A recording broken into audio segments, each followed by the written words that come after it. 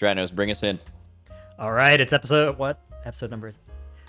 All right, it's episode 14. I feel like before you start this, you have to know the number. That's the one one thing in your sentence that matters. The crazy part, like I've done more than 500 podcast episodes over my entire life at this point, and the proportion where I haven't known the episode number at the start has been, I would say, embarrassing, and it should never at this change. point, it's probably a bit. Like it's part of your bit, right? Like that's like you're Dratnos. That's the guy who does like a lot of informational content, and he never remembers what podcast episode he's doing. I there's just like a blank. Like my mind clears as I start introing into a podcast, and there's nothing there. It's a very bad trait. I don't know why I still do this. But anyways, here we are. We got Venruki this week, which should be really cool because of course AWC just wrapped up, and I know I personally wasn't watching it, and then so many people were talking about it on Twitter this time that I started watching it, and it was hype as hell. Like there was I do a little bit of PvP, but usually only when there's something I need from PvE, so that hasn't been recently. But watching it was insane. That was really good, exciting to watch, which I hadn't remembered always being true about AWC. I think a lot of it just comes down to the fact that it was cross-region. Like I don't want to say it can get boring, but it can be a little redundant when you have kind of like the same teams in the region. They're only playing against each other. You just see similar teams, similar names, similar comps over and over. So I think the fact that it was cross-region, even though there was some problems with it, just made it a lot more fun. And I think it was actually one of the best AWCs that I can remember, really. Oh, absolutely. I watch it pretty consistently because I have some friends that compete in it. And I mean, obviously, we have a team that competes in it. But even in those couple years where it felt like in the EU region, the like meh RMP version of Echo was just dominant for years. But also on the NA side, I think they stopped playing recently. But that Drake team and Brain, they similarly were winning every NA Cup for a long time, right? Yeah, Luminosity. It turns out when just one team wins, it's not as interesting, but it can be fun to watch a team kind of like be a dynasty team, but I think it's more fun when the results are a little bit more up in the air. No, for sure. And I kind of felt like that in this tournament. I mean, you had Echo and Liquid, which of course, like, dude, the upper bracket finals. Like, you just woke up on that day and you're like, this is gonna be great. It has everything. It has NA versus EU. It has Liquid versus Echo. Always, yeah. It had like ping wars. Like Liquid is the team that's like, all right, guys, we all have to play with this, and we'll get into that in a bit. We have to play with this. Everyone get over it. And then Echo's the total opposite. Like, this is a complete meme. Like, how can this be a thing? So like, and there's a bunch of stuff on Twitter. I think CDU had an insane tweet about something about like, you're crying more than my kids or something. It's pretty wild. And that was super interesting to see. And then they played twice. I think Echo definitely got the better of them. They played how many games was it total between the two series? They did a best of 5 and then a best of 7. So and the finals was 4-1. So they beat them pretty good in the finals. Yeah. And then the Trill game, that was man, there wasn't a lot of stakes in that game. It wasn't a BlizzCon LAN. It wasn't the grand finals, but that was just one of the coolest moments. Like I'll never forget that. That was so cool. Yeah, I was talking to a few friends about this. I think as long as like the thing about that game that's so interesting is, they got the cross kill, and it was like a 3 versus 2, and they came back and they ended up winning it. But the actual entirety of the game, I mean, I think it was like a 7.5 minute long game, and for the majority of it, it was like people were living at 5% health, over and over. I think I counted there's like 11 times where someone went sub 10% health. So. It was close throughout the entirety of it, and then the fact that they came back to kind of seal the deal, it was really insane. I think it was probably one of the best games of Arena ever played in the AWC. Yeah, and they had I think Liquid, their entire team was dead for like 3 minutes before before like someone actually died in that game, and seeing them come back was crazy. I'm super interested in you and a lot of your takes on the game and PvP, and I want to get into that later. But I kind of wanted to get into just tying up this AWC weekend. So like, I saw some competitors complaining about the ping thing. Blizzard's take on it seemed to be, hey guys, maybe we'll do some kind of LAN thing for the season 4 arena thing. But like for now, it's like we could either not do this at all, or we could try to generate some. I mean, it generated tons of hype, right? Like the competitors weren't a huge fan of the ping thing, and I mean, there's maybe a few ways better to do that, like maybe East Coast tournament realms if that's possible, like a little bit less worse ping scenario from EU to NA. It didn't. So I don't know. It didn't seem like it decided too many games. Just looking on who had the ping advantage. My question to you is, especially someone who knows PvP, how big is something like that? Is it comp dependent? Is it like it seemed like some of the competitors thought it was super important, right? Like how important do you think that was, and how did it change any of the enjoyment of this weekend for you? For me, no. So the way I kind of looked at this tournament is it was essentially like a bonus tournament, because normally throughout like an AWC season, we have 4 cups and then a gauntlet and then a finals. So this time they kind of added this bonus tournament in this cross-region tournament, which had a good amount of prize money on the line, but it wasn't like the Dragonflight finals. Like at the end of season 4, they're going to have the Dragonflight finals, and that has the most prize money available, and it is region locked. So there'll be a European champion, there'll be a North American champion. We won't see the 2 regions mix. This is more, I think, of like an experiment just to see how it went. And I think it was especially successful in terms of like the fans. Like a lot of people liked watching it. A lot of the competitors really enjoyed playing it in as well. Obviously, the ping matters, and the ping matters especially in certain situations. Like if you're a West Coast player and you have to play in Europe, then your ping is close to 200. And once you're at that, like in my personal opinion, it's pretty bad up to 150, but after 150, it's like it's really bad. Really bad. Yeah, like especially over 200. But there's some competitors, that were playing with like 260 ping. Yeah, some Russian players, because you're going to the West Coast. So I think in the future it would be good. Obviously, we all want a LAN tournament. That's ideal. But if that's not going to happen, I think this is like it's a decent compromise, and I think they could do a better job. We talked a little bit about it, maybe having like an East Coast tournament realm, because the way this one worked is for North America, it was a West Coast server, and then obviously a European server. So it was kind of like if you were an East Coast North American team like Liquid, you actually had decent ping the entirety of the way through. Like I think they probably had like 100, 110 ping in Europe, maybe like 70 ping to the West Coast server for North America. So pretty playable the entire time. But I think for the Europeans, it was like if you're Russian and you have to play West Coast, like that is just absolutely brutal. It's crazy because for PvE, like I raid for the first couple of weeks of every tier on 150, 200 ping, and I barely like notice it past the first day. I just get acclimatized and it doesn't affect me. It's fine. I think there's like certain situations where I don't know how it is in raiding, but I assume like targets are more stationary. And I know what's gonna happen, right? So like it's gonna be fine, right? Like I've got it'll be okay, except on some fights, and even bosses there, it's also not aren't like faking your cast, right? like Exactly. Delays on your interrupts. That's another big one, especially when it comes to like Sam, for example, like on the Moonkin, his Cyclone cast is really quick, and if he lands a Cyclone, it's really game winning. So you really have to interrupt it, and if you miss your interrupt, then he gets precog, which makes him immune to interrupts, and it kind of just spirals out of control. So for a matchup like that, it is really important. But I mean, the one thing that I'm happy about is in the finals, the ping didn't end up mattering. Like it may have mattered, like maybe Echo would have won every single game, but at the end of it all, you can't say that it was ping that decided the tournament. Although maybe some teams really suffered, like Hula Bang. I know their Windwalker Monk had like 270 ping, and they were ping disadvantaged against North America every game because they were 4th seed. So every single team they fought, they were playing, disadvantaged. But at least in the finals, it didn't come down to that, which I'm happy about. Yeah, as a viewer, I felt that way too. It was kind of hard. Like I co-streamed it a bit in my channel, and it came up just the whole weekend. Like you couldn't get away with it. And I also understood. I'm glad that you guys on the broadcast brought it up when you did, because like you would hate the argument from fans that is like, oh, they're just trying to act like it's not happening. Like guys, like everyone knows what's up, But also, if you guys talk about it every game, then it's also going to super amplify that feeling of negativity towards all of it. So, dude, that reminds me of the global release in Race the World First, right? Like, do you talk about it? Do you not? And like, either way, chat's just full of it. It sucks. Yeah. Oh yeah.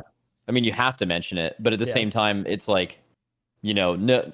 I mean, there's so few race viewers that watch WoW all the time.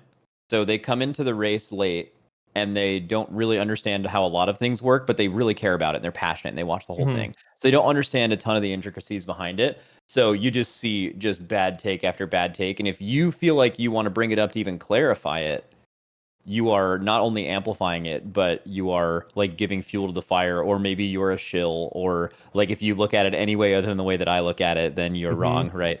So it's probably something like that, except I think ping is like universally. There's no competitor that's like playing on opposite ping is good. No one in that tournament. No one wants that, yeah. Liquid's argument was not, guys, this doesn't matter. It was, hey, we all have to deal with this. Why don't we all just relax and just play the games and move on, kind of thing. So, and I understood that.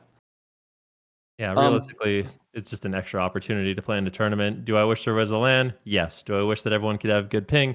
Yes. But did I enjoy the tournament? Am I happy it went on? Absolutely. Well, not even you. I think the community in general, the viewership for the AWC was huge. And that's something where people always like to say, at least in our community, me and Dratnos are very, very heavily PvE focused. Or entirely focused. You constantly see like, oh, PvP's dead. There's just no one PvPing. But then the AWC pulls up and gets like really, really good viewership, even in comparison to MDI, right? I think that it's probably, you maybe have a better read on this than me. It does seem like PvE is a bit more popular, or there's more people that are engaging with it. But PvP is just such a fundamentally better esport. It's just more watchable, easier to understand. Someone brought this up with casting, right? Like you guys in that game we were just talking about, you and Zico are going crazy, because it is crazy. And then JB had a funny tweet. It was something like, the MDI is cool, but I've never seen some people screaming about timing this key, or I've never seen someone punch a chair in the face after timing a Wakecrest Manor or something, right? Like there's just something about PvP and WoW, one of the OG esports, that brings that feeling out of you. Yeah, I think even when, so first of all, this season, as far as I understand it, someone was telling me that for the third season of an expansion, this one has been one of the more popular seasons, which is kind of interesting. So, people saying it's good. dead. It's actually more popular than I think Battle for Azeroth's third season, as well as Shadowlands' third season. So that's good. There's been some people that have been retaining and playing, which is really good. Sorry, what was it? What were we talking about? I actually want to kind of tangent on that. You said we saw that in PvE as well. So season 3 saw a big increase in rating participation and Mythic Plus. Our gauge for that was, I think, just BlizzCon was very positive for WoW, and it seemed like after that, so many people, at least when I compared it to like Shadowlands or BFA, it was like the expansion came out, kind of constant fall off, and then it kept going. And then this one, there's this big spike in season 3. Now, I think season 3 was better than season 2, just quality-wise. Like, I just think it was a better season. But that doesn't make sense. Like, there have been things like that. I think BlizzCon was huge for that. Yeah. I remember what we were talking about. We were talking about just WoW, like the PvP side of thing as an esport is good. I like Mythic Plus. I haven't really played it that much this expansion, but I do know what's interesting is there's a lot of rank 1 PvPers that are getting into Mythic Plus, and they love it. So I would say it's a bit of a downtime for Arena, because there hasn't really been balance changes in a while. So a lot of people are just kind of chilling out until maybe MMR gets inflated and there's some changes coming in. And there's a lot of players that I know that are like rank 1 PvPers that are diehard PvPers, and they're actually getting into doing keys and stuff and actually pushing like really high ratings. They have like 3,500 score and stuff.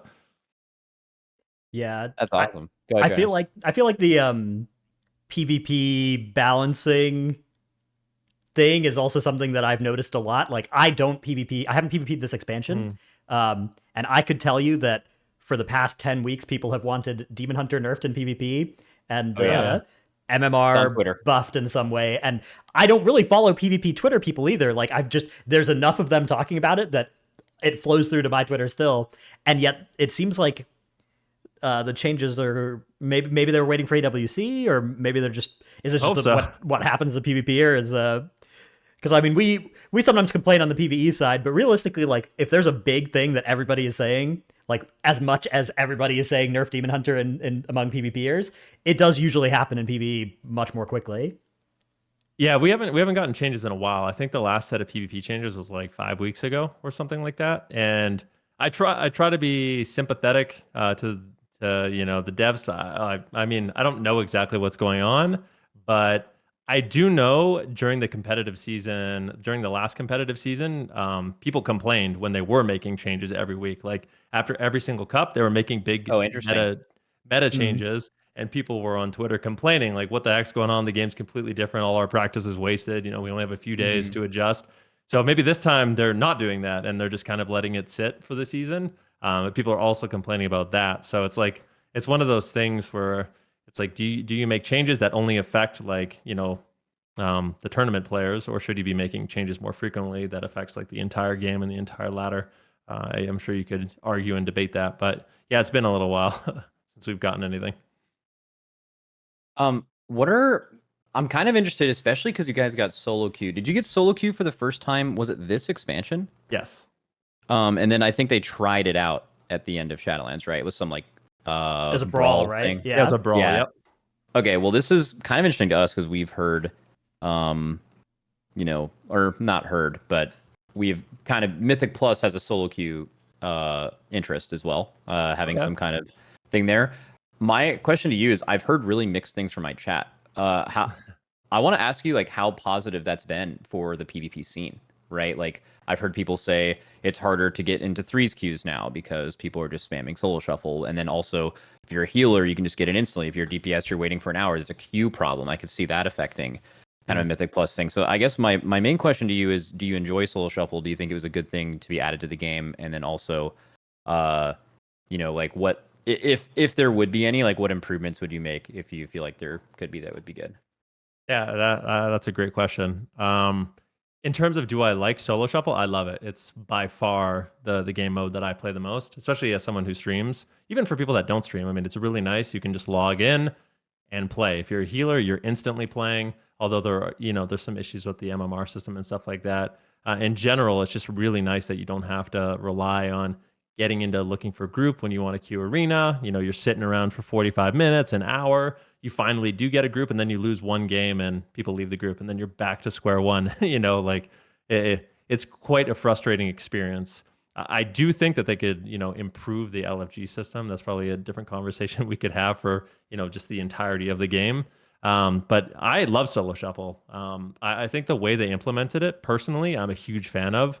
There obviously is like compositional problems, but the way they kind of solve that is by having 6 different rounds with you get 6 different teams throughout the entirety of the match. So you're constantly mixing and matching with people, which to me is interesting because sometimes when you queue competitive 3v3, especially as you push towards the top of the ladder and twos, you're fighting very similar compositions, right? It's like there's just the meta and people are playing around the meta. Whereas in solo shuffle, you are seeing specs that aren't as popular. Like as a Frost Mage, I'm having to team up with, a Hunter or a Rep Paladin and trying to make it work. So it's been interesting to me in that regard. And the fact that Dampening, I'm sure you guys are you're familiar with Dampening? Yeah, like healing goes down as the game goes on. That ramps up faster in solo shuffle. So you end up having these arena games that are 1-2 minutes, maybe, pushing 3 minutes maximum long, which sometimes in threes you have like really drawn long out matches that are 9, 10, 11 minutes. So I like, from a pacing standpoint, I also really enjoy solo shuffle, but I've massively enjoyed its implementation. And I think the community has overall as well. I think there's some people that think like, it's taken away from 3v3, but I don't necessarily think that. Like a lot of people think everyone, like if solo shuffle was to just disappear, everyone that played solo shuffle would just play threes. But I actually don't think that's true. I think a lot of people only play because they can play solo shuffle. Yeah, that makes sense to me. Yeah, I actually wanted to ask you a little bit about Dampening because on the PvE side, sometimes we get like, oh, this season the dungeons are really deadly. Oh, this season the timer is really tight. Like this season, all these different kind of things are true. In PvP, I guess this season, like, is the Dampening in a good place for competitive? And what are like the healthy ranges? Is it good to have it vary between the seasons? And like, how's the meta doing as well? I know sometimes we've got different amounts of comps being good, and is that in a good place right now? Yeah, so dampening, believe it or not, I like to think that I had a little bit of a hand in dampening actually being introduced. From 2010 BlizzCon, the PvP finals was over 4 hours long. So it's a double best of 5, and you would repeat matches if nobody died. So you'd have plenty of games that just timed out. Like the two compositions we played, we basically just couldn't kill each other, or we could never kill them. So you'd play a round, and we ended up doing less damage. So we'd play the exact same round, except they'd have an advantage. And then it timed out again, and they would win because they got an advantage. So they were 1-0. Like, so we ended up playing like just 20-minute match after 20-minute match after 20-minute match. And, you know, the whole BlizzCon had to close down, and we were still playing out this finals. Like, everyone had to be removed from the event and stuff like that. So as kind of like a Band-Aid solution, they ended up adding dampening. And actually, before dampening, I think they tried something else. It was called the crowd chose you. So if your team ended up doing more damage, you would basically get a buff that let you one-shot the other team. So the game would just, if your team did more damage, you would inevitably just kill the team as soon as the timer was up.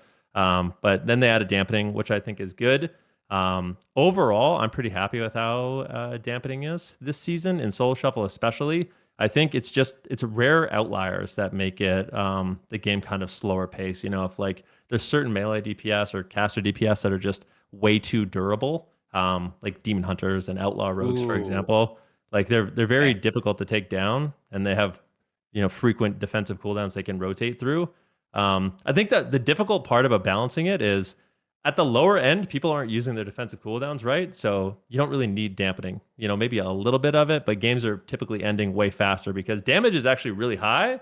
But once you are, you know, a really good healer and DPS combo and you're rotating perfectly, you're just kind of blocking all their offensive cooldowns, and that's when you have to have dampening for the game to end, basically.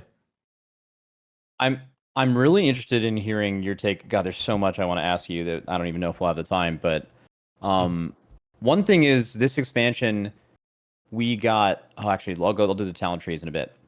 Okay. There's been a lot of talk about defensives in PvE currently. That, you know, when these hero talents are getting released, you'll see that in almost all of them, there's a choice node, or there's a node that just gives you a little bit of defensive power. But a big issue in PvE this expansion is they've had to find ways to challenge you because the defensive skills have ramped so insanely high in this game that the only way for them to kill you is to make every damage event like kind of one-shot you. And it makes the game super one-dimensional and not close to what it used to be. Even in Shadowlands, beginning of Shadowlands is much different. My thought was, has that affected PvP? Because I know in PvP, part of what's really, really fun is you are kind of going through in your head how many, you know, pieces of armor you've chipped off the opponent, if you were to look at it that way, as if like the one chip of armor is their trinket and one is you've gotten them to use darkness and netherwalk and things like that. And so like the part of the fun is like baiting those things out and then like actually finding a time to find a kill, right? But defensives, there's so many. Like, think about how you play a mage, right? Think about how many things, how many buttons a mage has to reduce damage or give them an absorb in some kind of way. It's insane. I think it's affected PvE in a negative way, and I've kind of seen some people pushing recently to maybe relax on the defenses in the game. I'm wondering, as a mage, so you'd have to be a little unbiased here, because you would be a class that would be targeted by this. Do you think that that's an issue in PvP? And have you noticed that kind of ramping in that direction as well? Yeah, it's very similar in PvP. Exactly what I was kind of saying. It's like if you rotate through your defenses perfectly, then you're gonna live. But if you don't, you die instantaneously, right?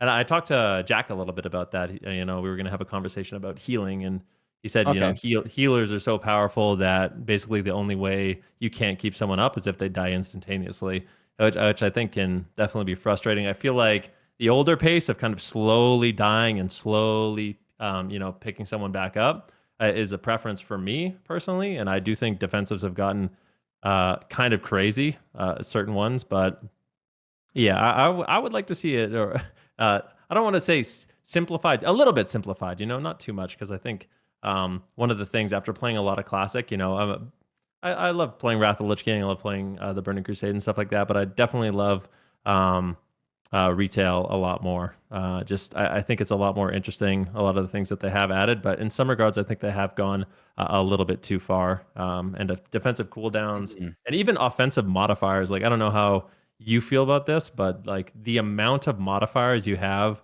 on your damage feels unnecessary to me. I don't know if it adds any fun, and it kind of just adds a greater barrier to entry.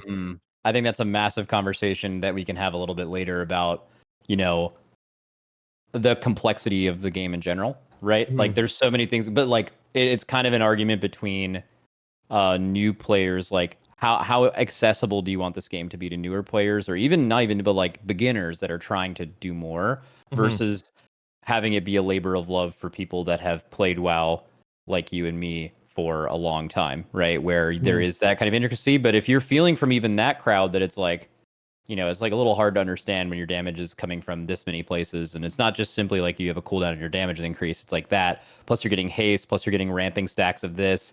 And that like has some kind of multiplicative scaling with this other thing. So like, yeah, it is a little more complicated. But before getting into that, I also, just to tie in the defenses, because I think this is part of it. Sure. The class trees and the spec trees were huge in this expansion, right? Like you moved away from the mob style talents, which I think have had a lot of positive benefits, but it's also led to some issues in PvE where I think what are a few of them? So number one, it's led to a lot more defensives, big time. Like monks went from having like diffuse or dampen or healing elixirs to Mistweavers having, I think, all three plus Fort Brew or something like just crazy defensive increase from that. And you've seen off healers in PvE specifically gain a ton of power. Any hybrid class, when you're gaining a lot of those like healer centric things as a DPS, like that's been a huge impact on PvE in this expansion. Do you have you felt that too? Do you think the class trees and spec trees have been, and obviously the work in progress, they're getting much better. You're a mage. You saw your spec and class trees get infinitely better in this expansion from where they were before, or maybe you feel that way. And I don't know. Do you think that's going in the right direction? Do you think it was good? And what kind of effects have the trees, do you think, had on PvP or just class design around PvP in general? Yeah, that's a good question. In general, I think I've really liked the trees. Overall, I also play monk. I play a lot of different classes. I would say like a mage main. But yes. Not at to this point, shoehorn you in as a mage. yeah, of course. Yeah. But like there's certain ones like monk, for example. I don't know.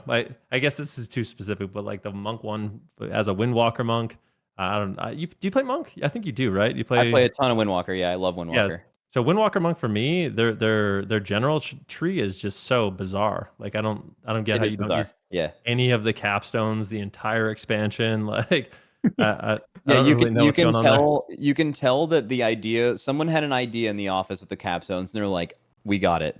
Each spec has a totem. Right now, Windwalker doesn't have one. We'll just make one. And they made the least creatively inspired button, I think, maybe in the entire game, is that Windwalker totem. But the thing is like those totems are so uninteresting. If you look at the capstone level of a lot of other trees, there are choices that make sense and they vary on the content and they give you some kind of power that matters. It's a capstone. That's supposed to be what a capstone is. Mage one is great. Like yeah, exactly. Mage one is almost a perfect example of that. And then the monk one, even throughout the tree, there's a lot of issues, but the capstone specifically, those totems don't apply to the other specs, or sometimes even the main spec of that class, or that it was for. So yeah, big issues there. Yeah, but it is interesting. Like in the case of like the one thing that's nice for like the general trees and PvP specifically, like for druids, they have some really interesting choices. Like if you're a restoration druid and you want to play twos, a lot of them will go more towards like the feral side, and they will basically act like a mini rogue and run around and stun, and they're a little feral druid. And then in threes, they go more into like the balance affinity, so they can get longer range on cyclones and stuff like that. So from like a druid point of view, it's kind of interesting because you do utilize. I don't know if you utilize them both in PvE and dungeons and raids, but in PvP at least, like you really do flex between the different feral options. Sometimes more of the tanky options, sometimes more of like the balanced druid options. So that one specifically, I think is good. But then you have other ones like monk where you don't make any changes ever. Like just sit on the same general tree forever.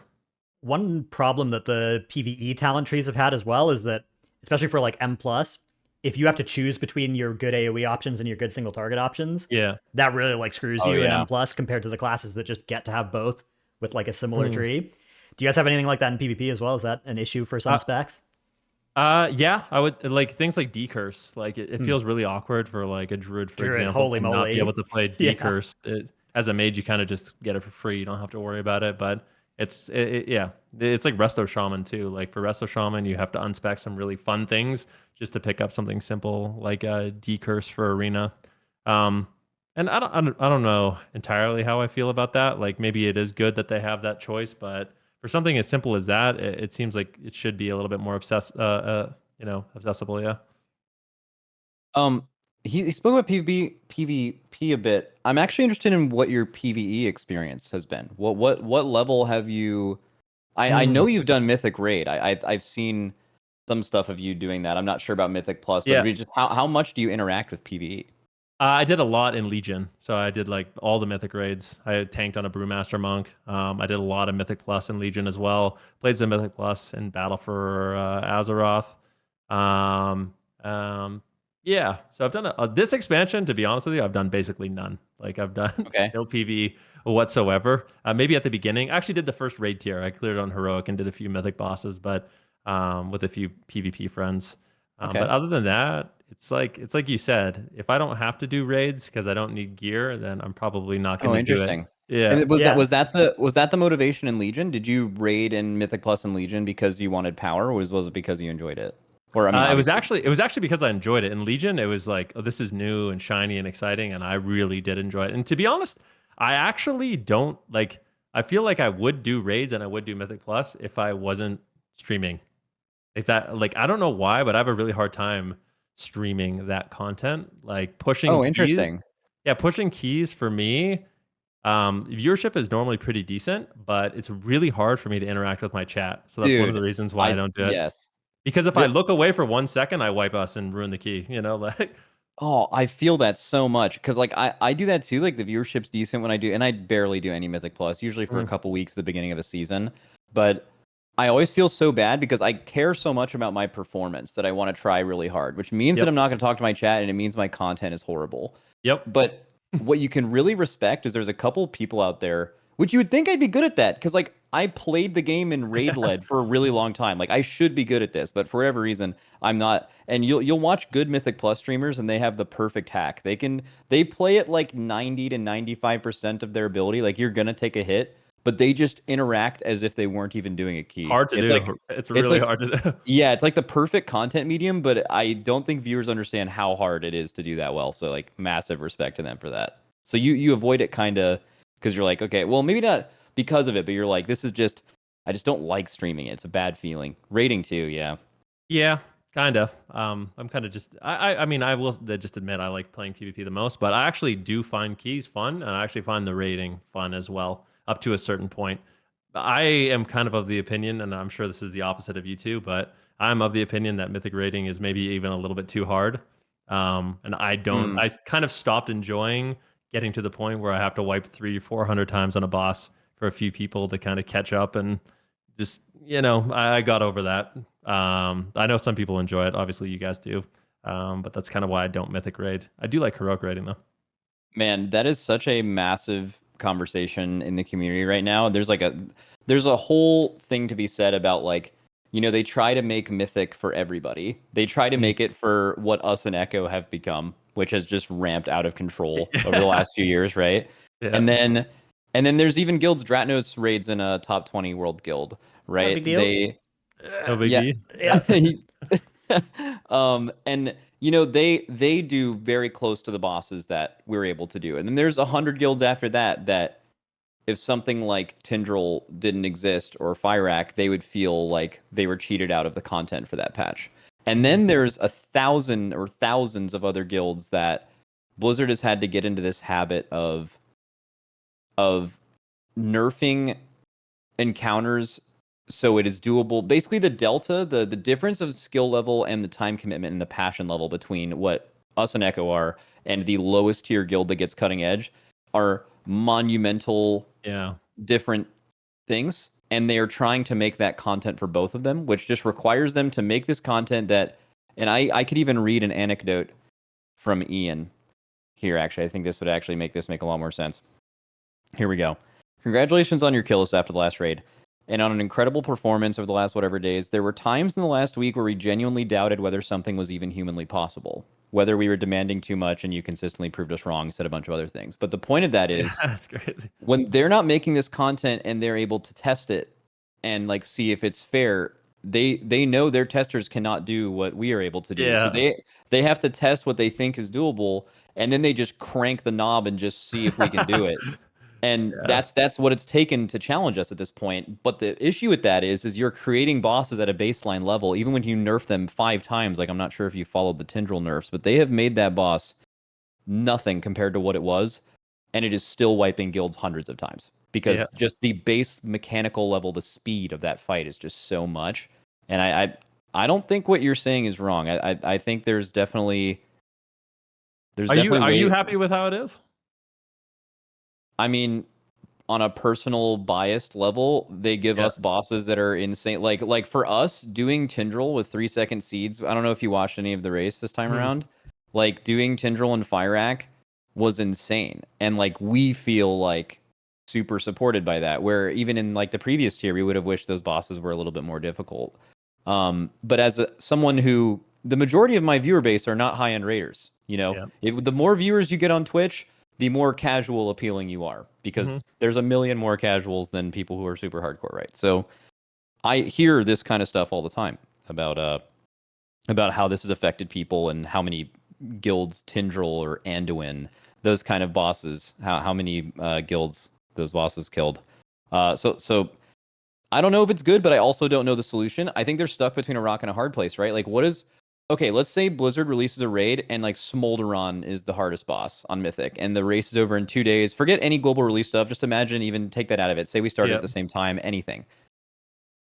I think they would get crucified for that online because of how much like interest there is in the race. And even from, I want to use Dratnos as an example. Dratnos doesn't compete in the race, but like guilds and hundreds of guilds like him would also feel like, well, this game mode that I've grown to love that actually does have the massive barrier of entry that has 20 people, right? You've gone that far. You mentioned having 2 or 3 people that struggle and having to wait for them.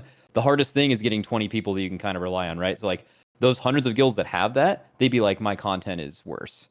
So I don't know. What do you think about this is something I've talked about a little bit about. What would you think? I know this is supposed to be a PvP conversation, but no, we can go wherever we want. Yeah. Okay. I was gonna say, what would you think if Mythic had rewards, but the rewards weren't higher item level gear? Would that like kind of defeat the whole point of it? So this is sorry, Dratnos, do you have any I've been talking a lot. Go ahead. Yeah, sorry. And also, don't worry about talking to PvP. I would say today's episode, at least for me, why I wanted to get you on here, was not talking to you about PvP, was just talking to you, because I know you have a lot of takes on all this stuff. So wherever our mind takes us in the next however many minutes or hours is good. Yeah. So what was the question again specifically? The question was, what if Mythic didn't have higher item level gear? Like the highest item level gear was heroic, and you got rewards from Mythic, but they weren't necessarily higher item level. So yeah, Final Fantasy, I think, is the closest game that does this. I think the biggest challenge there is Blizzard's philosophy in how they gear.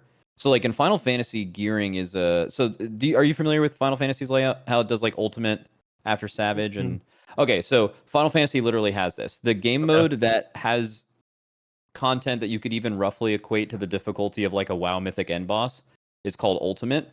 And it gives you no gear. Well, actually, it technically gives you like a slightly better weapon, but like it's mostly cosmetic. And no one does it for power. And it's like this aspirational goal, and it's super hard. And because of that, they never have to nerf it, right? Yep. So they have, I think, pretty close to what you're suggesting, which is like, okay, you do heroic, and then you get all the best gear in the patch, and then you're able to still have this content. I guess the question would be from Blizzard's end is how many people would actually interact with that content if there was no incentive to do it for gear. Because I think there's a world where it makes sense. Like, look at Classic. There's one main difference between Classic and Retail, in my opinion, and that is that to get the very best gear in the game, to get best in slot. Everyone who plays WoW is an RPG player. You love RPGs. You love the idea of progressing your character, right? Getting stronger. The level of difficulty to do the hardest content in all the way through Wrath Classic is significantly less than how hard it is to do that and to kill a Mythic end boss in retail, right?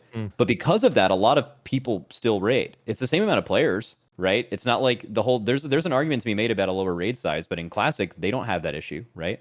So I wonder if that's part of it, where like you still make the aspirational content.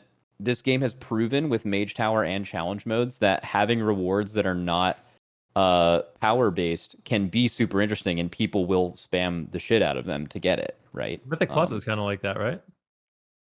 Yeah. I mean, yeah. for the people that are pushing title or whatever, anybody doing above a 20 is absolutely, just getting well, even Keystone Master or for fun, yeah. I think Keystone Master is a big. I think people wouldn't push for Keystone Master if I know there's like a tier piece involved with that too, right? Like the Omni token thing, but like the people would still do it just for the mount, right? Yeah. So those kind of cosmetics definitely matter. I think it's interesting. My only thing and why I brought up Final Fantasy initially is that Final Fantasy's idea on gear is a means to an end. And the only games where I've seen this succeed is that the game excels in other areas, but gearing isn't one of them. WoW's entire, if you think about it, WoW's entire bit from the second you start a season until it ends, or you stop playing the season, it ends for you, is get more gear, get more powerful. And it's like the never-ending carrot on a stick. I can always get a little bit more powerful, right? That is if you think about the actions you take in WoW, we all love gameplay. You'd queue 2s and 3s just for fun and solo shuffle. Like most players, like there needs to be some kind of like power behind it. That's what WoW has ingrained in you in a while, and I wonder how this game would take that. But I think it's interesting. It is really interesting because I remember so in PvP right now it's kind of the opposite of what you're saying, because it is actually really easy to get basically full power, and then actually getting full gear is really simple right now. Like if you were to start a brand new character, really easy. Obviously at the start of a season you have to cap, and not everything's unlocked, and it takes a little while, but you don't really feel the upgrades that much. And I remember at the beginning of this expansion, Quinn playing, and he hated that. Like Quinn has some takes, but I remember him specifically saying like, "This is awful. Like I want to be able to gear, and I want to be way stronger than people, and I want to be able to farm gear, be way stronger than people, and just one shot them." And like that's the kind of character progression that he liked. But for someone like me, I much prefer the game when it's like, okay, you have the game, let's make it like relatively fair. Like, okay, we're gonna get our gear. It's always fun to get gear, like you said, and get a little bit more powerful. But at the end of it all, the thing I look forward to the most is when everybody has all of their stuff, and now you're competing to see who's just the best. But do you think that mindset might be more attuned to someone like you or me? Probably. But isn't something that the mass amount of players like I remember this in Apex and Call of Duty. Actually, there's a bunch of streamers that it got kind of publicly not announced, but like understood that there was skill-based MMR in pub games. So not ranked games, but like when you just queue up in a random pub, you are going to get skill-based matchmaking. So the reason, and a lot of players were complaining about it because it's kind of, you don't want to feel like it's ranked all the time if you're super good. But also, you know who Apex really cares about? Like the dad that like comes home from work and never plays game and just queues up on his controller on his couch, and they don't want that guy to get absolutely smashed by someone tap strafing around the map. Like they want that guy to keep playing. That's the majority of their player base. They want that person to have fun, right? It's like I wonder how that integrates to that kind of mindset in PvP, right? Like the whole like getting more powerful and stronger, and I want to grind harder than people. In a way, you're really serving the smaller part of the player base, and you're maybe making it less likely for the bigger player base to enjoy that, if that makes sense. It does. Maybe. And I'm that guy in other games. Like I'm a dad gamer now. When I was younger, I wanted to be the best at every game that I play, but now I can enjoy being shitty at games, and that's okay. Like when I play Overwatch and I'm playing with my wife and we're whatever silver, gold, and we get like some widow smurf who's just one-shotting our whole team, it ruins the whole game, like it actually just makes the game no fun. And it's the same in like Dota, it's the same in League when you're fighting against someone that's way better than you. It reminds me of my sister was in like a beer league for like softball, like T-ball or whatever. And I was ringing for them once, and we went and we had fun. And the whole team that I was on, like her work, they were all just chilling. Like, they're drinking beers, having fun, laughing. Most of them aren't in shape at all. And our opponents came with like the most min-maxed. They had like the least amount of girls on the team. They had the smallest roster they could have, full uniform. And it's like, this is like a for fun league. And they were like so serious, clapping and cheering each other on after every time they smacked it out of the park. Like, they obviously put a lot more effort into than the people they were playing against, and it kind of just made it not that fun. Yeah, no, for sure. Yeah, it's tough because like that is a fun thing to do as well, right? Like going as hard as you can, or stomping someone. Yeah, that's the thing, right? Like, is for me, I like going hard in games, but I don't like doing it in a Smurf way. Like, I never get making Smurfs in games like League or Dota. Like, yeah, like, hey, I want this experience of just beating up on people way worse than me. Like, what? But I see like so many people find that appealing. But I like games where I like being bad at some games too. But then there are also some games where I like getting good and playing in an arena where that's kind of understood to be what both sides are doing, right? Like, I don't feel bad for trying to beat you because you're trying to beat me equally hard, right? And it's really tough to like design an ecosystem where like all these players are going to click on the same button and queue ranked, and how are you going to make sure that they all get the experience they're looking for, especially when there are Smurfs around, because nobody wants to be beaten up by a Smurf, regardless of what type of player you are, right? That's not fun. So this kind of happened well, actually, wait, I'll phrase this a different way. When was your most fun time to PvP in WoW in like recent memory? Not like ancient Wrath of the Lich King. I mean, like in the last couple of days. Like when was your favorite time to PvP? When was my favorite time to PvP? Well, one season that is it's kind of a controversial season, but the last season of Battle for Azeroth I liked a lot, with corruption and stuff like that. Oh yeah, just let me buy some Gushing Wound BOEs off the auction house, get 6 of them on my character, and acquire rank 1. Yeah. Yeah, it was nice. Like that kind of stuff was really fun. But I actually really like this season. So yeah. Oh really? Okay. Yeah, this expansion has been awesome for me. Like, for me personally, I've played more classes than I have before. I feel like in general the developers have done a really good job, like with constant class balance and stuff like that. It's been a little light as of recently, and I think there's some frustrations there. And but overall, I feel like it's been an awesome expansion. I've really enjoyed it. Dude, that's across the board, by the way. In PvE, there was so many more constant class, dungeon, and raid tuning in the first couple seasons, to the point where I believe I said this, and it was true at the time, where up until 10.0.7, so not even 10.1, not even the second season, at that point they have done more class tuning than any other expansion in its entirety in recent memory. Literally before the second season. And then in the second season they did a lot, and then they kind of released this season and they were just like, hey, it's time for the new expansion, and they haven't really done as much. But the reason that I asked you the PvP thing was because I kind of always get my viewers with this, and it really, really ties into the previous conversation we just had about, like, how a lot of players, it's kind of fun to just stomp noobs, And then when you ask PvPers when their favorite time to PvP was, and you didn't say this, was the first season of Shadowlands. And it's because all the PvErs had to do PvP for gear. Oh, and and I bet for you all, it was just like the most fun, because you're just absolutely slaughtering PvE noobs. Like, just... I don't know, man. I was undefeated against Trill's team on my climb to 2400 that season.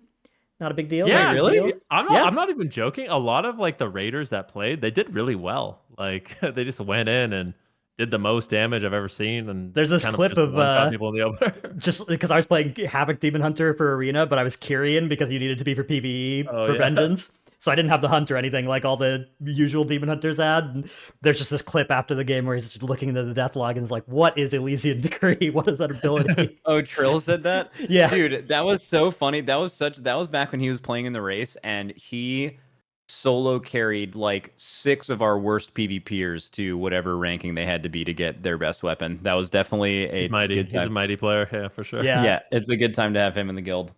It was I actually enjoyed queuing that season as well in PvP. And it kind of reminds me of like when we were talking about Mythic raid earlier, like if you took the gear out of it, I know there are people who enjoy Mythic raiding that maybe just wouldn't do it if there wasn't a gear, right? Like you kind of need, especially with all the friction involved in getting 20 people together. Like sometimes you actually need that gear carrot, and in PvP as well. Like if you ask me, I'm obviously glad that I don't have to PvP right now. But I did enjoy the season where I did have to PvP a little bit. Like that actually was a fun week. I mean, it was like stressful. You have to work towards something too, right? Like maybe that's what made it fun. Is like you actually had like a very specific goal. Yeah, and it felt good when you got it. I mean, I don't even think it's complicated at all. It's if you look at any single player RPG, for example, the best ones are ones where when you're going out to do that side task that you've been whisked away to do, you feel like that time was meaningfully like rewarding to you in some way, right? So like saying, "Oh, well, I enjoyed to do the mode more when I was properly rewarded for it with things that I want." I mean, you know, if you break it down to that, it sounds normal. Yeah, but I don't want to have that be the part in the game, like, and intellectually, but then how do I square that with the fact that I enjoyed that week? Like saying that I don't want that to be the case in future seasons, which I don't think I do, and yet it was fun. It's a tough, like, it's a contradiction, right? I don't know. That's, go ahead, Venruki. No, I was going to say, like, in battle for Azeroth, I didn't mind doing, but there was a lot of like best in slot pieces from Mythic Plus. Like there was the two-handed weapon for warriors. There's a bunch of healer trinkets like the voodoo totem, things like that. And I didn't mind doing it the first time, but once you like farm once I farmed the dungeon like 10 times and I finally got my item, it felt like, okay, good. But then the new season came and I had to farm the exact same item another 10 times. And then a new season, the exact same item. It didn't feel that good to have to do that consistently for, you know, the exact same item, just for a few higher item level. And that's where I kind of got like a little bit of burnout. Oh yeah, it feels disconnected from what WoW originally was. It just felt like that's when you had the same dungeons every season. It felt more and more truly like a seasonal game and less like an like a whole expansion long MMO. Yeah, I definitely feel that. I kind of want to throw a hot take at you guys. So they've removed artifact power and Azerite power from this game for a while, which is like this thing you grinded for power. Actually, just quick, I don't know your opinion on that. What was your experience with that? The whole grinding AP. I didn't like it. Okay, yeah, neither did I. Okay. But then I noticed something in this expansion that I find fascinating. At the beginning of this expansion, the first 2 weeks, there was nothing to do. The first season wasn't out yet. And people were farming rares out in the open world and digging dirt for literally no power. You were going to replace every single piece of this gear the first day of the season. It was completely irrelevant. Yet, WoW somehow, with seemingly pretty little effort, like it wasn't a super well put together system, but people were just fiending to grind anything, and they did. Same thing happened in this season. This season was a little bit better. I don't know what the green zone is called, the Emerald Dream or something. People are out here farming seeds for basically no reason. There's no real power to this whatsoever, but people were just out there doing it, you know? Do you think there's a world where Blizzard, first of all, do you think that it's fine that it's something you can optionally do and people just want to grind it and they can? Or do you think there's a way where Blizzard can kind of, well, weaponize that is the wrong term, but like harness where they could harness that energy into something really good that isn't, well, something that's really good that can make use of that wanting to grind feeling for something that actually matters and have it not run into what AP did? That's interesting. A similar thing happened in PvP this season. They, for whatever reason, during the 1 week downtime going into this third season, they didn't add the honor gear. So everyone was just sitting on like max honor, and you knew the honor gear was going to be the best thing that you could have. But for this 1 week, they had world PvP gear. So you could go out in the world and farm bloody tokens and get world PvP gear, which is a much higher item level than last season's gear, but still less than the honor gear. So you were kind of just like, you were just playing a lot just to be OP for 1 week. And the amount of people that did it was completely, I could not believe how many people grinded all this gear that was essentially going to be completely worthless, you know, when the new week came around, just so they could basically stomp people for a week. Yeah, and maybe I'm overthinking it, because maybe the fact that it doesn't matter is what makes it good. Like, people want to do it, and if it was required to do, then it's a totally different feeling, right? So like, I wonder, maybe they've already figured this out and I'm overthinking it, but I also just wonder if there's a world where they just find some perfect way to have that energy feel the most rewarding instead of it being something that no one takes. But maybe that's what they thought with AP, and then that happened, right? So I don't know. Yeah, I kind of like for PvP, I think it needs a facelift in terms of its reward structure. So specifically for PvP, I don't want to call it a battle pass, but I feel like something seasonal like that would be cool. Like something that you can grind with whatever rated format you want. Like maybe it encourages you to go play rated battlegrounds. Maybe it encourages you to play 2v2, 3v3, solo shuffle, and everything that you do kind of adds up and maybe fills that bar you're talking about and gives you like the seasonal rewards and things like that. Wait, how does PvP's gearing system work? You mentioned that it's like super easy to get gear. You have to get capped like the first couple weeks, but then everyone has whatever. Are you familiar with the current PvE gearing system, and how similar is it to that? So for PvP, you basically, this is the progression. You get honor gear. So you farm out your honor gear just by playing battlegrounds or whatever you play is basically going to give you honor. Yeah. Use that honor for honor gear. That's like the lowest level gear. And then every week when the new season starts, you get a quest to get some world PvP gear. So you get a few quests where you go out into like a specific zone. You do that zone and you get a piece of world PvP gear that's upgraded that is slightly less than Conquest. And Conquest is the best gear. So every week you can work towards your world PvP piece if you want. You don't necessarily have to do it, but it will give you a little bit of additional power over the honor gear. And then you basically just play and fill up a Conquest bar. And with that Conquest bar, it's like OG. And then you just eventually have all your Conquest gear and then you're chilling. Yeah, and then you get the vault too. There's the vault. Oh, yeah. Okay. Yeah. Okay, so you said you haven't PvE'd much at all. Have you paid attention at all to like the crest system and how that's changed in the last like 2 seasons? I haven't. We do get a little bit of crests and you can upgrade your gear, but most people don't even upgrade their gear because it didn't do anything in terms of PvP power. It just makes you stronger if you want to do dungeons and stuff. But no, I haven't. So I'd love to hear about it. Dude, well, yeah. I mean, I wonder when the way you're describing it, I wonder if them retooling that for PvP, because it's been really good in PvE. When they released it in season 2, they cranked the knob too high. It was too powerful. Everyone was basically BIS in like 2 or 3 weeks. Mm-hmm. And that's never really happened before. This patch, they had you going for a good 2 months of like every single week. Oh, it's a week where you can craft. Oh, it's a week where you get your catalyst charge. Oh, you obviously have your vaults for a bit, but also it's like, oh, that mythic track item, I can actually like increase that now. Dude, that's felt really, really good. I know like what you said with PvP is like your perfect world of PvP is you just zone in game, right? Well, that's we actually had that in Legion. Like in Legion, you actually just didn't. Oh yeah, you got care template about gear, anything. right? Where it scaled you based on your eye level, like a tiny percentage, but you otherwise just had the same. It was like 1%. Yeah, every 10 item levels was 1%. So like your gear literally didn't matter. Like you could just have full greens, and the game would just make you powerful, and they would literally. A thing that they did as well is your secondary stats also didn't matter. That was templated as well, and things like your stamina was. So if like you were a mage and you have too many defensives, they literally just gutted your stamina and made it so if you do get caught, you get one shot. Yeah. So that was how did you all react to that?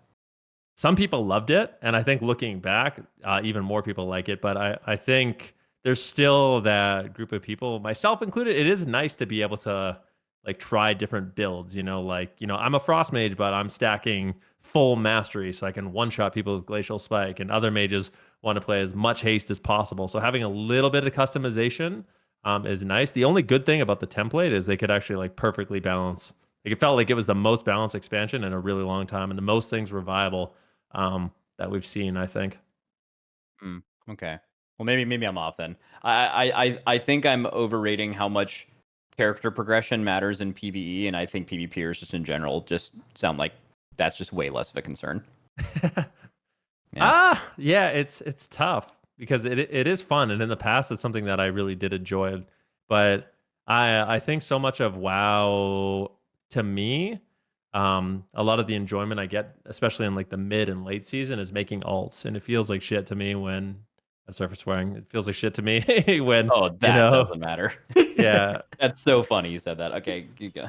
So well, you don't know whether it's allowed on any given podcast, right? Like this could be a children's show. You didn't know. Exactly. But yeah, it felt awful to me being undergeared on alts forever. And they've changed that, so now it's super easy to play alts, which I think there's some negatives there, but for the most part, it's overwhelmingly positive and makes people want to play the game even more. I have a little bit of a curveball, I guess. Sure. People who play WoW PvP, there's people who find it hard to get into. I'll say for myself, the main thing for me is that you get CC'd and you just can't play your guy. And that just isn't, I can't get behind that. But then if you talk to people who love PvP, you're like, that's the entire intricacy of it. You have to know when you can actually trinket and when you can actually line up a long CC chain to actually kill someone. And that is the thing that WoW does that like no other game has really come close to that. That's kind of what I wanted to ask you. Have you played another game with similar MMO PvP that has come close to you to the quality of what WoW's is? No, I haven't. None even come close for me. Like I've basically given up at this point. I've tried a lot, but yeah, WoW PvP. I was thinking about this before we got on this podcast. I had just streamed and I wanted to shower and get freshened up. So I was having those shower thoughts, and I was thinking like, why do I like WoW PvP so much? And it's just like the intricacies of that, of the crowd control. And it is a really weird game. Sometimes it feels like you're crowd controlled for more than you're actually playing the game. But I think what ends up happening, especially as you get better and you have better teammates, like having them kind of like if you're a warrior, for example, if you're a warrior in a lower rated game, maybe your heal is never dispelling you. So you get rooted and you're just sitting in that root forever, or after you get rooted, the mage is going to polymorph you and you're just sitting in that polymorph forever. But then as you get better, your healer is dispelling you out of the root and he is freeing you out of the root. And now you're reflecting the polymorph, and now you're stunning him so he can't polymorph you, and your warlock is fearing the mage so he can't polymorph you. Like a big part of the game is your teammates helping enable you as certain comps. So I think there's a lot of complexity there. That is part of the reason why the game is so interesting. Do you think that makes it harder for people to get into it? 100%. Like they basically they start PvPing, they don't have that healer that's going to dispel or freedom them, and they're like, "What am I doing here?" And so, other shower thoughts that you've had, what can they do? What can WoW PvP do that doesn't cheapen what is there when it's at its best? That makes it easier to get into for people that just want to get into it at a base level. Yeah, so that's a great question and something I think about and talk about a lot. This expansion, they actually did something. They did kind of something bold. They actually went in and they changed most of the crowd controls in the game. So like, polymorph as an example went from it originally started as a 10-second crowd control, and then it was an 8, and now it's a 6.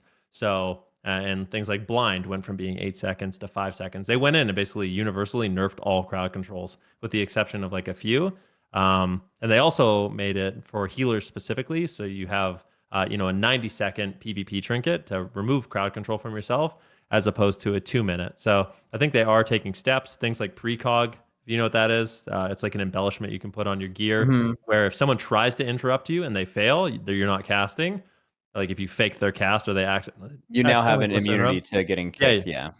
You're immune, because it was a big problem as like a warlock, and you're playing. Let's say you're playing against like a death knight and a warrior and a shaman, and it's like, okay, I'm trying to cast my spells, I get pummeled. I'm trying to cast my spells, I get storm bolted. Now I'm gripped. Abomination limb grip again. Now grounding totem. Now wind shear. It's like you really feel like you can't play the game at all. So they added this new thing where you actually, if you do fake a cast, you get to play the game. You have 4 seconds of controlling your character. So I think they've been trying to chip away at some of the CC in the game, because it has gotten ridiculous. And I feel like every expansion that's gone by has gotten more and more ridiculous. And that's some of that power creep you were talking about too, from like the general tree, right? Like mages in PvP, they all gained Ice Nova, they all gained Blast Wave, they all gained Dragon's Breath. Like a lot of additional crowd control, and it's not just mages that kind of got that treatment. So it's definitely been ramping up, and it seems like it's ramping up even more, which is interesting in the next expansion from some of the trees. Like warriors are now going to have a 5-second shockwave, which is insanely powerful. Oh yeah, we saw that. But sorry, kind of rambling. In terms of what they could do to make things easier and more accessible, that is a tough one because I feel like they've made gear a lot more accessible. I personally think, like going back to our original conversation, I think making the game less one-shotty. So like figuring out a way to make Absolutely. it so PvE as well. Yep, agree. Yeah. Yeah, 100%. This is the biggest problem in the game right now, I think. yeah, make it less one-shotty so people kind of understand what's going on. Because I remember I tried to get my wife to play and she gave up after 5 games. She like ran in on her Frost Death Knight and just died in the opener every game. Like didn't even have a chance to play. So yeah, I mean she's not the best WoW arena player, but it's like if you don't know what's going on in the game right now, people just run in, pop their Swifty macro, and you literally immediately evaporate. Like, let me give you an example. So if you look at like Warcraft logs death statistics over just all the percentiles and see what classes die based on their like defensive toolkit, having to be proactive with defensives is really hard. You'll see the classes that have like really good baseline defensives, or they stack verse, or just are naturally tanky. Those classes are way up at the top. And then there's classes that we've used in the race, and I have left the race thinking that they were the tankiest class in our raid, which was Devastation Evokers in Season 2, right? But Renewing Blaze is a really hard button to understand. You can't use it on most raid mechanics and expect it to actually do anything. But if you use it on the right one, you are unkillable, right? Obsidian Scales, you have 2 charges of something smaller, and then at that time you had 2 Holy Priests, and Symbol of whatever it was called also reduced the cooldown of that, just constantly as super OP. But then you looked at death statistics, and that class died more than any other class, looking at not top level play and looking at logs.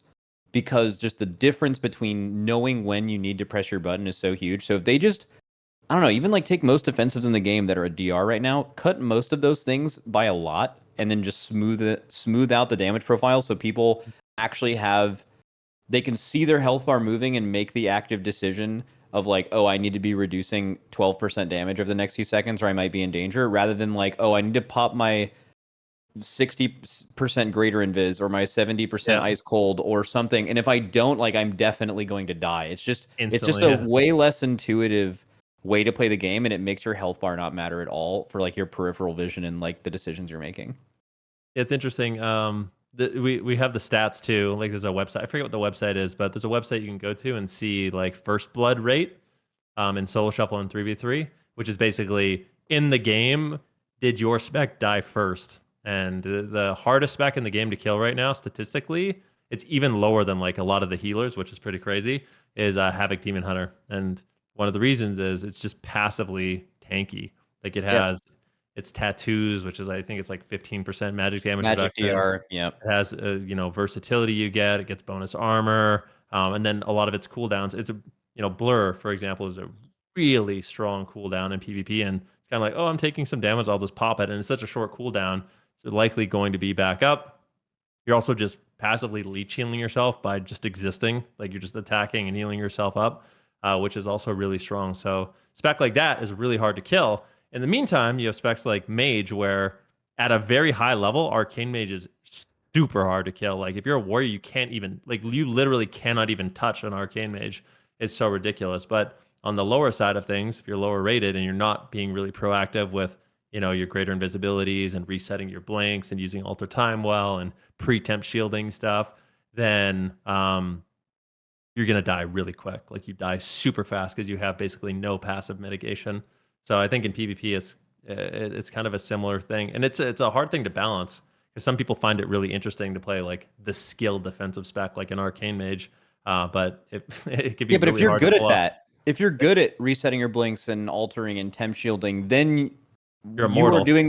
You are doing something, and learning to be good at something like that is something that other games can't touch. Like that's part of what it's rewarding. Yeah. So that's the age old question. I think Dratnos has a Patreon question which he wanted to throw. We usually do at the very end, and it seems like we have a little bit more steam, but he says this is pretty relevant. I did not look at it ahead of time. Well, so because we were talking about things that like turn off people from PvP, and one thing we didn't mention was the entirety of this Patreon question, which comes in from Gonzo, that says, one thing I've noticed change from vanilla to now is that PvP feels like a separate game. As a PvE player, I used to jump into Battlegrounds to have some fun and get a few kills, but now I need to, at the least, assign separate talents, And at most, I need new gear, new add-ons. I need to know the differences between how my abilities behave in PvP. That leads me to just stay out of it completely. Do you feel this has been helpful or harmful overall to the PvP community? And what could be done to help PvE focused players get into PvP? Yeah, that's a really good question. And I think they are working on something like that. To their credit, I believe that there is actually a game mode that they added as a brawl. So it's basically a battleground that you queue up for, and it actually scales your character up. So it's like the way to get into PvP, basically. I don't think a lot of people know about it, but I think it's called Battleground Blitz. But it's basically an enhanced battleground mode where all the BGs are a little bit faster. Like maybe a BG is normally like 10, 15 minutes, but in Battleground Blitz, they're all like 5 to 8 minutes, and it scales all of your gear up to a certain item level. So even if you're just getting into the game, or maybe you play Mythic Plus and you don't have the best PvP item level, you can kind of play that. But I definitely agree with that sentiment. I don't think it's as bad as it has been in the past. Like in Burning Crusade and Wrath of the Lich King, you had resilience, right? And if you didn't have resilience on your gear, it was unplayable. Resilience reduced crit damage. It reduced the frequency of how often you got crit. And if you were attacking someone that didn't have resilience, they were just immediately dead. Versatility is kind of that replacement, but from what I understand, people actually use a lot of versatility in PvP or PvE as well. So it's not like a completely dead stat there. But yeah, the separation between the two game modes in terms of even like your build, like sometimes I'll inspect a mage in a battleground or an arena, and they'll have like full-on Mythic Plus talents, which are terrible in PvP, right? Like you're not going to be very effective. You're missing out on a lot of that utility.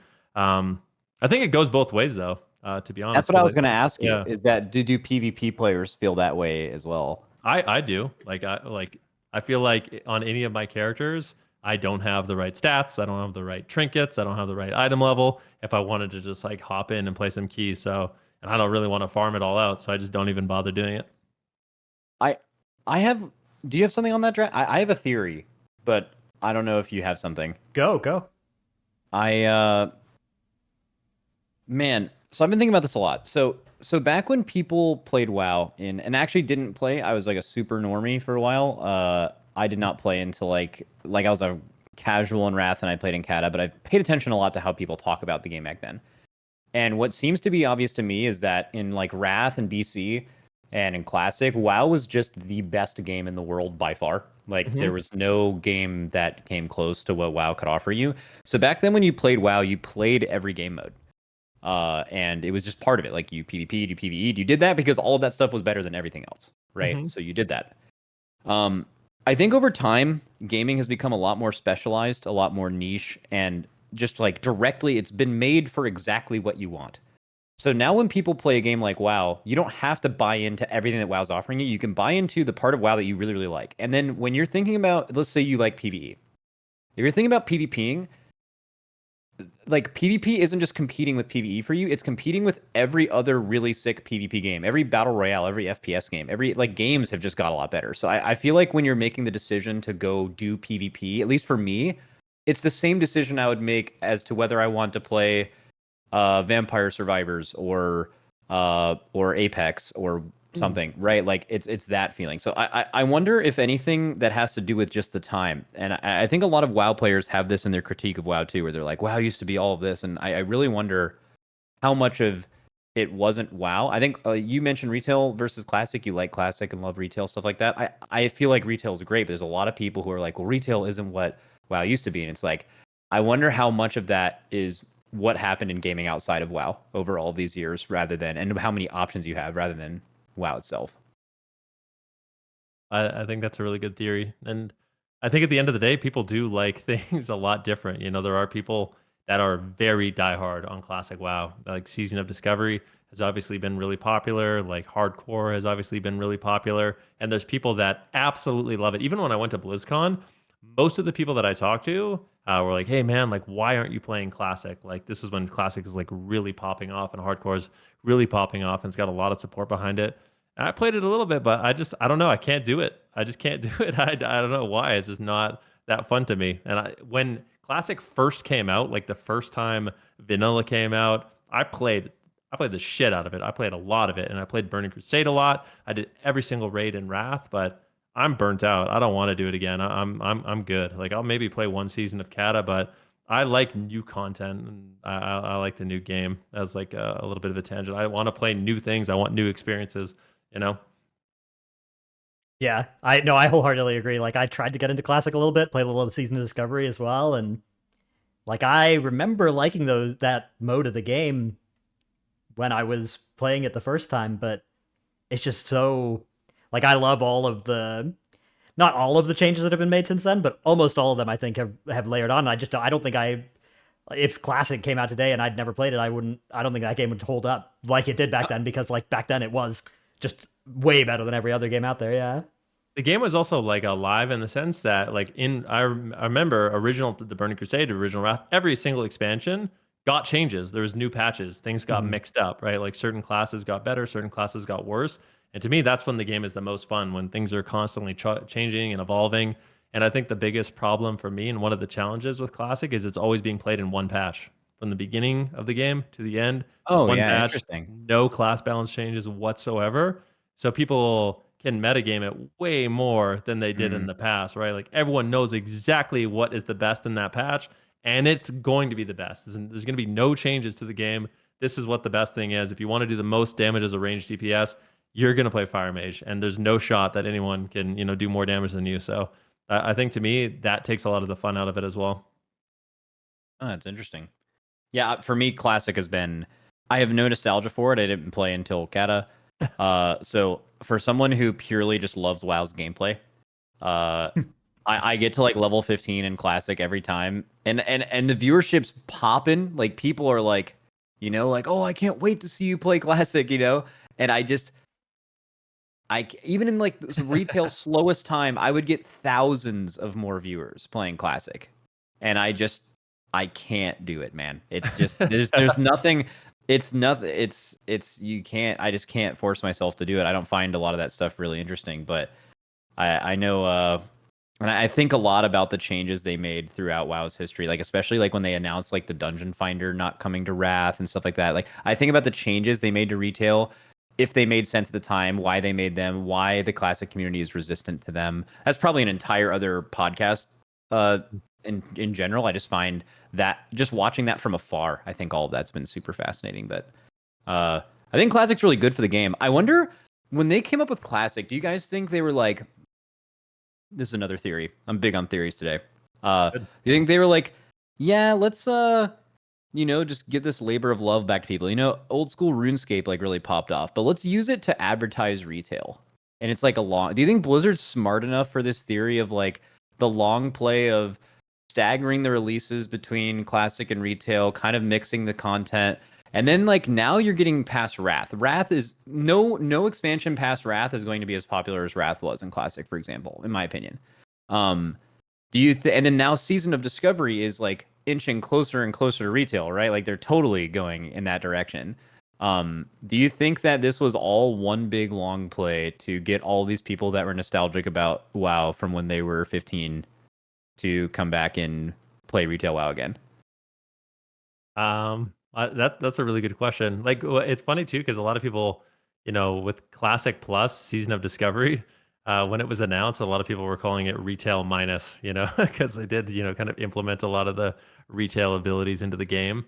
But yeah, I think it's like what you said. They have been kind of staggering the releases, right? It's like they'll have a retail patch, and then they'll have some sort of Classic or Season of Discovery patch. And I think from a business standpoint, as a sub is a sub, right? If people are only playing a little bit of retail and all of Season of Discovery and they're paying their monthly sub, great. I think for the longevity of the game, probably getting as many people into retail and making people want to play retail. Luckily, we got some amazing announcements, like you said, at BlizzCon. Like I feel like if you're a World of Warcraft fan, the updates and announcements that they had for us at BlizzCon, for me specifically, got me super hyped up. Like, okay, good. Like like someone who basically only plays and streams WoW, I'm like, okay, good. I got a job for at least like 4 or 5 more years. Like things are looking good, like. Well, it was the star of the show. I feel like for the last couple, and there hasn't been a BlizzCon in a few years, but it was like Overwatch was everything. And even in this last BlizzCon, even though WoW was the star of the show easily, it was like Overwatch had like 2 halls. Yeah. And WoW had like this corner. And WoW had this corner. That was crazy. People Yeah. were sitting on the floor to watch the guild clash in WoW I when know. there were That empty seats actually in the broke my Overwatch heart. arena. Yeah. That broke my heart that like they had this event, the Guild Clash, which was awesome. I thought for me, I thought it was successful. I didn't get to watch a lot of the raid stuff and the Mythic Plus stuff, but I did it go well? Yeah, they had to cut the raid because it went so late, but the dungeon part was good. It was really good. Yeah. It was popular. Was the yeah. viewership good?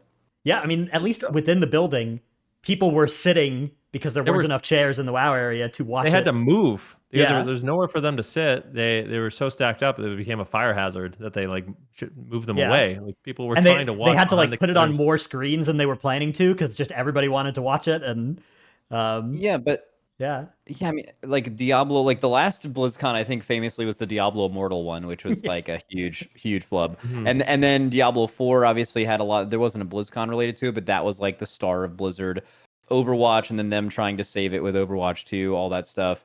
But then this was just like classic and retail. You know, WoW took over that BlizzCon, and hopefully next time they do BlizzCon, they realize that and they don't give us a corner of one hall instead. And like that's insane. That would be nice, yeah. Like if That you guys who were not there, it was so weird to see all of the interest. There's 5 halls. One was Diablo 4. One was like a shop thing. 2 were Overwatch, and then the last one was split in between like Warcraft Rumble and WoW. And it was Hearthstone. split in half. And Hearthstone. And Yeah. Hearthstone, all in one hall. So if you were there, it was just like, this is crazy. Like, how can you read this so incorrectly? But yeah, who knows? The War Within was pretty hype though. And yeah, you're right. For a content creator over the next couple years, this is definitely a good time for us. I hope they nail it. I really do. All right, is that about it, Dratnos, you think? I think you know, I feel like we could talk for many more hours. A long time, yeah. But it seems like it's been a good length for, you know, podcast episodes. So how about we do the have next him one back on a future again. episode? We have to yeah. have him back on. Yeah, we need to have him back on before the We need to expansion talk for about sure. PvErs at one point. Not today. Oh We won't shit! say that, Okay, dude. no. We were gonna do a Weekora episode at some point. We can actually get him on for that before. That's a really good idea because I think having PvP perspective in general will be more of a. I mean, you have a broad game perspective. I think you think about the game and as a whole thing really well, but like you need PvP because that's been super divisive recently. Mm-hmm. Yeah. All right, we'll give the viewers that little thing to look forward to, and we'll get into that next time then. Cool. This is fun. Thanks for having me on. Yeah, it thanks was so much. awesome, man. You were super insightful. I super thank you for coming on. You're obviously a great caster, but yeah, I think you're a super underappreciated part of the game. I think you are a good ambassador for WoW. So thanks for coming on. That's very kind. I love you both too. It's nice to finally, you know, we've met before, Dratnos, but yeah, Max, good to meet you. And I'm glad I get to watch a lot of your videos, but it's cool that we get to talk and hang out. It's fun. Great.